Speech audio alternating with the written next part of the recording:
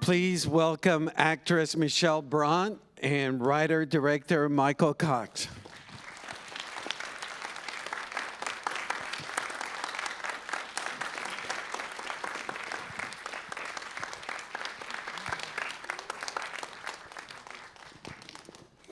Welcome, welcome, welcome.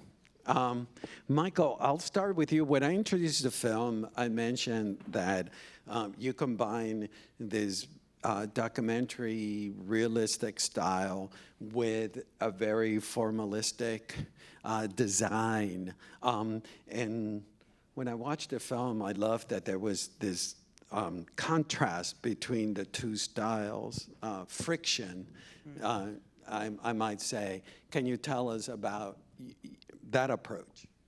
Yeah, first of all, thank you very much for this warm welcome. So nice here. No, the documentary approach of this project is quite important for me. I did a lot of research in the beginning of the project. I worked with the non-professionals, the original places there. And then I thought it would be nice to put like this visual, strong formal approach against it, to have like this crack, which is like interesting for me, because I think in the end I'm telling a story. It's like if you're thinking about the Greek tragedy, it's like really a story unfolds in this remote mountain place, but I wanted to tell it in a really authentic way. But in the end, it's not a documentary; it's a fiction film, and that's what I was interested in. Mm-hmm. And tell us about. Also, when I introduced the film, I mentioned that the landscape is another character of the film, and that, you know, we watched the stone at the beginning, and that's a character. Tell us about that dynamic of the importance of the landscape to the story. It's actually really important, because I think if you are born there, raised there in this remote mountain place, you are aware that in the end, nature is stronger than you are. You are aware that you cannot control everything. You have like avalanches, rocks coming down, you have storms. I mean, you cannot control everything. But if you are facing like these huge challenges, you have to stay calm. And I think that's exactly what Anna succeeds in the end. She's not acting hysterical. She really can, she can face her challenges with with stoic composure. And I think this is like also because you are aware that you have to accept that you cannot control everything. Yeah, Michèle, tell us from your perspective the fact that Anna. I was so fascinated by this character because she doesn't come across as a victim. You know, she embraces her fate, and he mentions she remains poised throughout it. You know, tell us your take on Anna. Yeah, we talked before we shot the movie also about it, and for me, is Anna, like Michael said. She's aware of that so many things are bigger than her, but it's not frightening her, it's more giving her kind of peace and freedom in accepting this situation.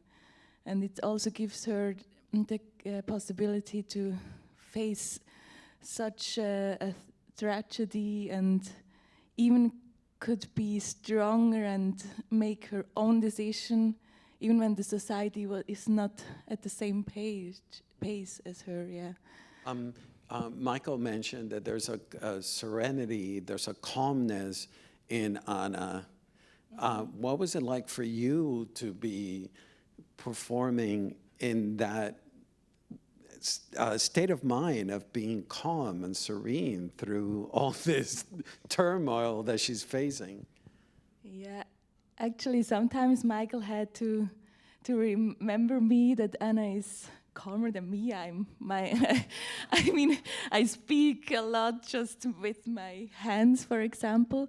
And Anna is a bit more, she steps more back and maybe thinks about it maybe a bit more than me sometimes, and then she reacts. But I think the point that she knows that the nature is stronger in the end than her. I have the same feeling, and that when I can relate to her. Correct. Michael, we have this romantic notion of Switzerland and the Alps, and you go against the grain of our expectations. Can you tell us about that dynamic? Yes, I'm very much interested in showing like the Swiss mountain world in a way I experience it also, not like the postcard image we have in mind if we are thinking of Switzerland. I play a little bit with this postcard, like with this... the Indians? at the Bollywood scene, it's like maybe what we have in mind, like it's like when we are thinking of Swiss mountains, like nice sunset, the mountains, and the Indian crew uses it as a background. But for me, like the mountains, there's a force in it, there's an energy in it, which goes beyond. It's so strong, and if you are in the mountains, you are aware that, yeah, you have quite a limited time as a human being comparing to this 1,000-year-old mountain world, and this puts you in a certain, in a certain mood, and it's pretty clear that you are a small piece comparing to the great big cosmos, and I think it's good from time to time to be aware of this. Correct. Yeah. When I introduced the film, I mentioned that we're used to films digesting everything to us, and that we needed to come to your world. On that same line, I greatly admire your approach to the filmmaking in the sense that you could have made a film, your take on people in the mountains, and to me it feels that you're collaborating with them, creating this world. Can you tell us about that aspect?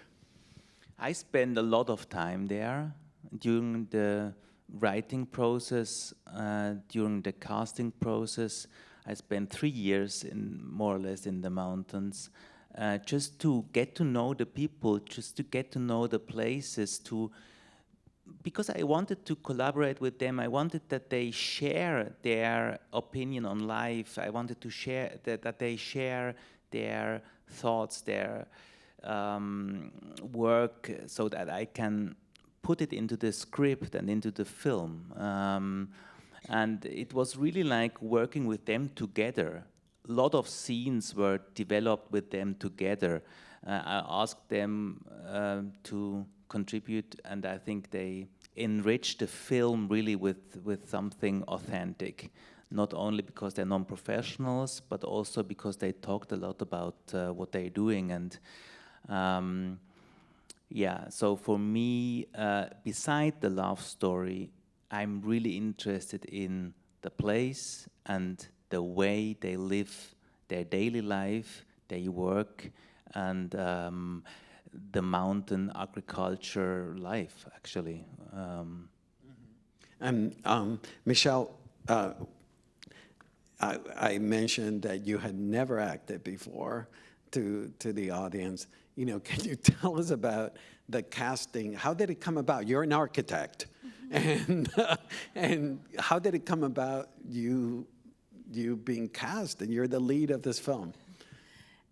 Actually, I saw the announcement in a local newspaper, and there was shortly described what the film will be about, and then that they still looking for non-professional women in this age, and I just wrote the email, and then I got to know Michael.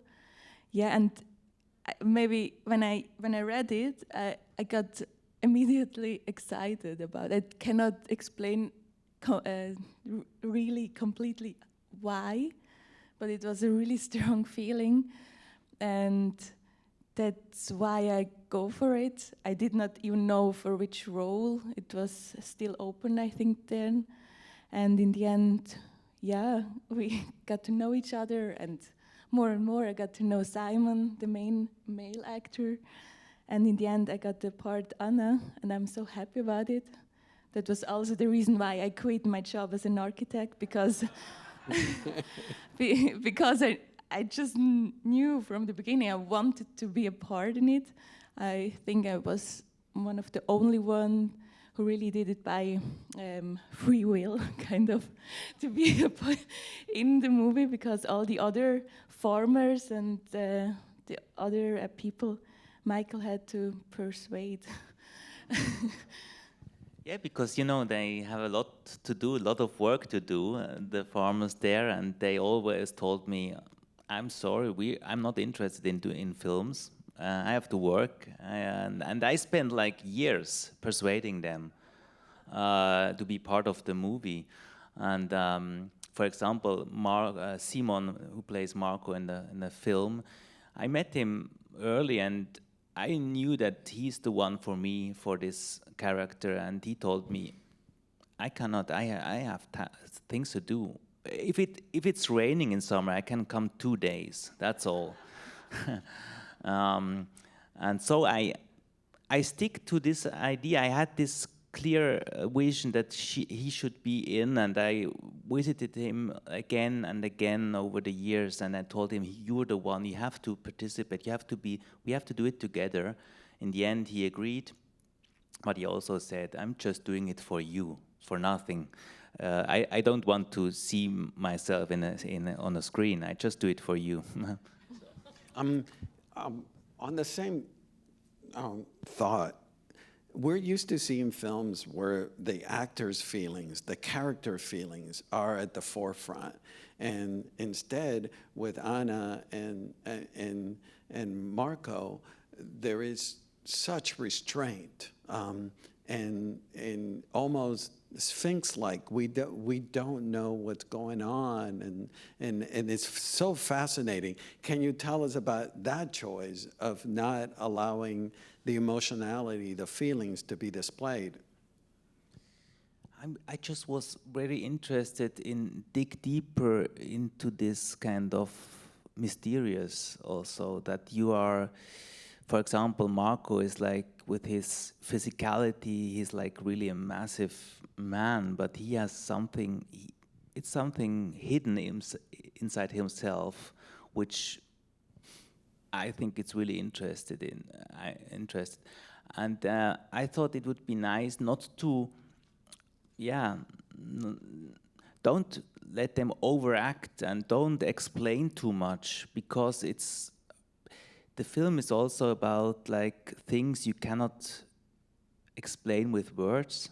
Correct. I think you have to experience it in another way, through images, through moments, through the body, just watching the body and the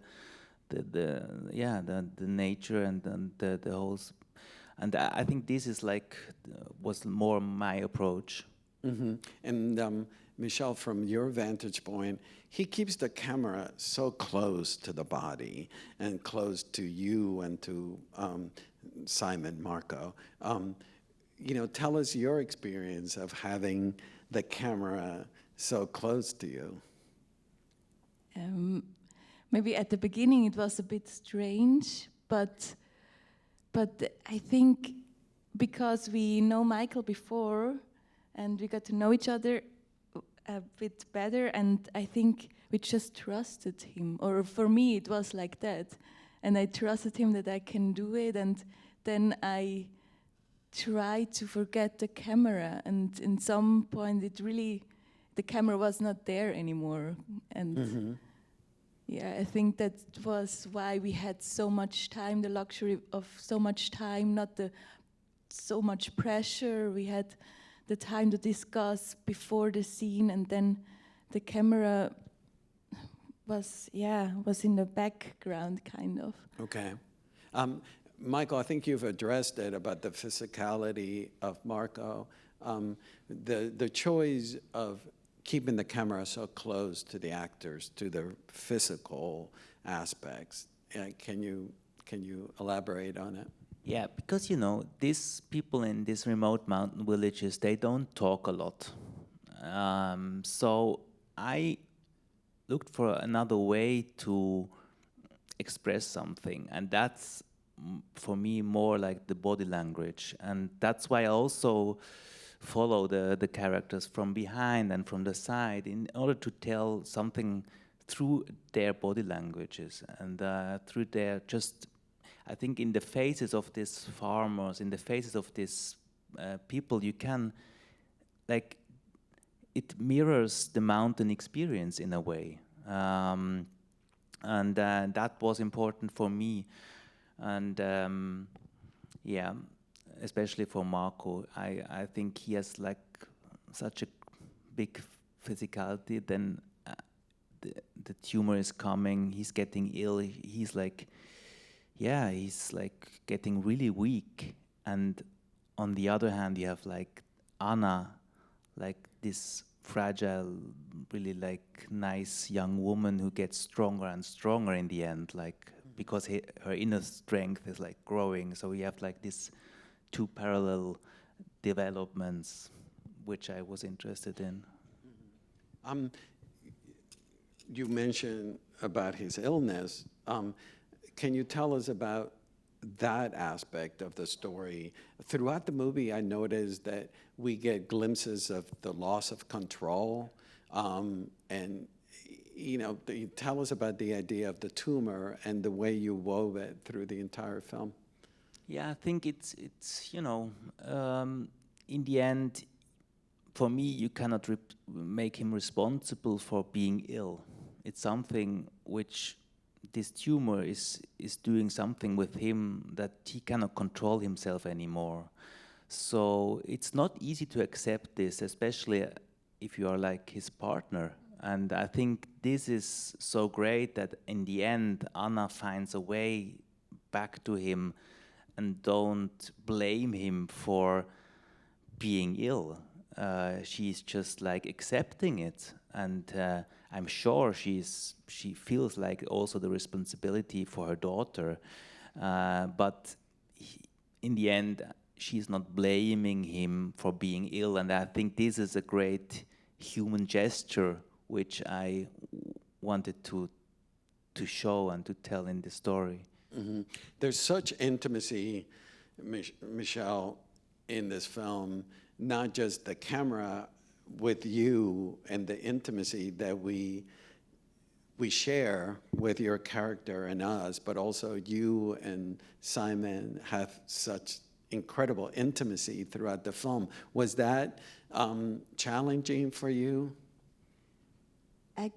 Actually, not really, because I think we had this before. How do you say this? We rehearsed a lot. We had one rehearsal when I met Simon the first time, and even then it was not strange to touch him. He was kind of open, I was open, and the camera. It was not me, Michèle, who touched Simon. It was Anna touching Marco, and that helped. And maybe also we shot through the pandemic, and I really cut myself out, away from other people, that I don't disturb the movie, the filming. Mm-hmm. And maybe that was also a reason why I always loved to touch somebody.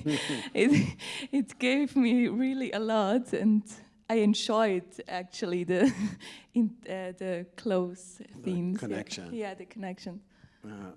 Michael, there's some stunning moments in this film, like the bell zipping, that I was just wondering if was that always planned, moments like the bell zipping, or is something that you uncover while you were filming? Actually, it was like this, that I was sure that we will find some nice, we will discover some nice new scene which I did not write in the script, because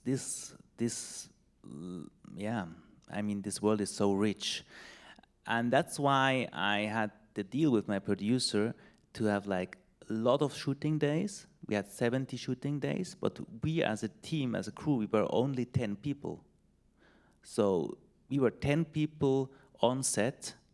That this allowed us to spend a lot of time there, 70 shooting days, and it allowed us also to wait till the weather, there is the right weather for the hay bales coming down. Or, for example, to go by foot like 2 hours to an exposed place and to shoot there our scene. There were a lot of days we were walking by foot 2 hours, taking our equipment to a special place where I thought it would be nice to have the scene. For example, the last scene where Anna is standing up on the hills, or when they were cutting the grass. And I think this was really important to have the time. And then you just have to wait, and you have to be, there are some gifts you can collect. Like the opening sequence, it's so gorgeous to look at, it's so symbolic. Not only are we looking at the stone like a character, but then it's sunny out, and then this mist comes in, this darkness that envelops the stone. That was one of those instances that it's just happened. And it's true. We were spending like, I can remember we spent like 1.5 hours just waiting for the fog coming. And in the moment and then it was like, okay, turn on the camera, and now it's coming. And it was like really slow coming into the frame. And I knew, okay, this will be the moment. We will use this. But you can only do it when you have time, this kind of shooting. Yeah.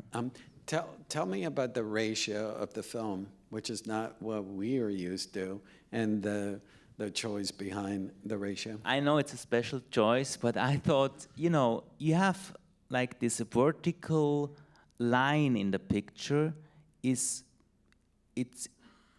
Let me like explain like this, like the narrow valley and the steep hills, they are in the landscape, there's more like the vertical line, and I wanted to have like also a format which underlines this vertical line in the picture and not the horizontal. And it would be quite easy, I think, with a cinemascope picture to overwhelm the audience with panoramic views of the Swiss Alps. But it's also a dangerous thing, because then you lose a little bit the focus on the people. And for me, it was really about portraying these people living there. Mm-hmm. And this format helps us to focus more on the faces and on the people, and maybe underlining a little bit more like this narrow valley and the steep hills, Mm-hmm. Yeah. Michèle, you grew up not in this area, nearby, correct? And then, tell us about immersing yourself through the filming period in this area. Immersing means, sorry? Yeah, go ahead. It's just like living. Yeah. You're not from this area, yeah, and then during the exactly, filming, you had to live there. So what was it like, your experience to be in this new place? I mean, I knew this place not that bad. No, I don't know. Not that well. Not that well. Quite well, yeah. I was there as well as a teenager, and I had friends coming from there. But I live more. You have to imagine it's a big valley, Swiss size big. Yeah. And I live in the at the sea level, not sea level, the lake level, and then you drive up this street you see. It's like 20 minutes with the car. But I knew the area, and I had actually a boyfriend in. He lived with the parents in the same house where Anna's apartment is. Wow. Okay. And did the other, the population, did they welcome you? Did they embrace you? Yeah, I think, they are really open as well. Isental, the people from there are really open. Michael can tell you this as well. I mean, I was surprised actually, because normally they told me like people in the mountain villages, they are not open, they're like quite quiet, and if you want something from them, they just like staring at you like a cow, saying nothing. But I spent a lot of time there, and I was like just interested in their lives and in the normal life there, and so it took me some time, some moments, but then they were quite open, and yeah, there was this moment when they are shaking your hand and telling you, okay, I'm in. Then you can trust them 100%. So yeah. Yeah, and I mean, most of the characters you saw in the movie, maybe I did not know from the beginning, but when we start talking, and then it came out, so, my uncle and your mother, they are kind of had a relationship or something. It's all connected a bit. It's not that big, yeah. That's great. Michael, Marco is an outsider, and tell us the importance of him not being part of the town. Yeah, my idea was to place him like coming from outside into this little village as a helping hand for this old farmer, and putting the question, what happens if he cannot work anymore? He's not useful for the community anymore, for the old farmer. If you're comparing it to the animals the farmer's working with, if an animal is not useful anymore, they slaughtered it. And I wanted to have this parallel. That's also why I put a lot of cows in the film. You see them, how the farmers deal with them. And in the end, I think it's like really like something different. And Marco is not useful in this sense anymore, but still he's a human being. And the old farmer cannot work with him anymore, but Anna cares a lot about him in the end, and I think this is the difference. Yeah, and Michèle, shooting the last 10 minutes of the movies are so heartbreaking. Watching Marco die, what was it from your vantage point shooting that last half of the film? It was really, I was always nervous in front of so emotional scenes. Nervous if I could get into the emotions of Anna, because I mean it's difficult to really understand in this moment this person will die. Mm-hmm. Or yeah, I mean, it was difficult to shoot, but in the end, maybe in the end of the day, I was not sad, because for me, the whole experience was so intense, and so I always felt so lucky to be there. And in the end, I could put Anna away, and I was quite happy to go. Not to go, but I was happy. Mm-hmm. I think we had another scene that I think that was the one day. Just one day I was really. I could not leave Anna at the set. It's not in the film, but Marco then was sick already, and Simon just played so intense, and it was so sad, and this was really intense. And now, do you want to continue acting, or are you going to go back to being an architect? Right now, I'm an architect again in other office, but I would love to do something else because it was a once in a lifetime experience, and every day was interesting, and yeah. Yeah, we would never know that it was your first time acting on the screen. You're so. Yeah. Thank you. Yeah, Michael, tell us about the music, which is so also important in the film, not just the Greek chorus. And I told everybody to read the lyrics. I mean, to read the because they comment and they tell us, but also the What Is Love, the techno song that plays throughout the movie.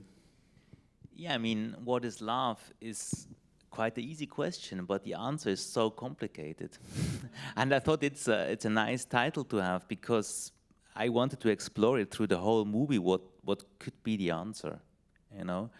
And the song I discovered actually really doing my research in a little village at a party there. They were listening to this song, and I thought, oh, that's the perfect song for my story. And I use it like 2 times now in the film, and then you have like, on a musical level, you have like the choir. I made a research on old Swiss folk songs. I delivered the lyrics to my brother, and my brother composed the music, the choir music. So it's composed for the film. My brother did it, and I think it's really lovely to have like these choir songs. And then there's a little score coming up 3 times, just a little bit. So I often use like original music in the scenes where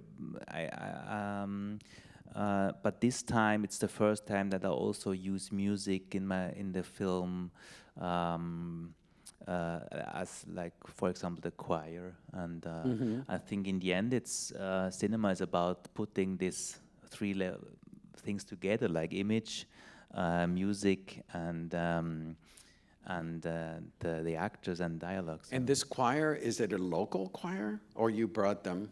It's a non-professional choir from Lucerne, which is nearby. Yeah. But it's not the choir. There was no choir in the village, so that's why I brought them from Lucerne. They it's were nearby. totally cool with you telling them, go to this edge of this lake and stand on the rocks and sing.